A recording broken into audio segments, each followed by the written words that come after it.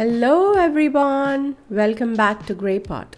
Today we are making a classic treat that's easy, delicious and perfect for any occasion. Eggless butter cookies dipped in chocolate. First, cream some room temperature butter in a large bowl.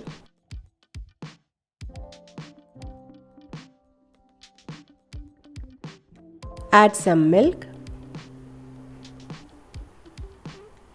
Add some powdered sugar and whisk everything really well. Into that add all-purpose flour and make it into a smooth cookie dough. Now this is the nozzle we are using. So take a piping bag with the nozzle, add the cookie batter into the piping bag.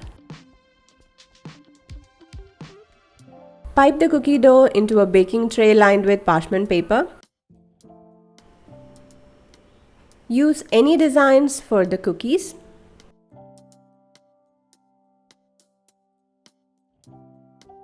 After piping, refrigerate it for 5 to 10 minutes and then bake it at 170-degree preheated oven for around 14 to 15 minutes or until you see a slight brown shade at the sides. Dip the cooled cookies into the melted chocolate.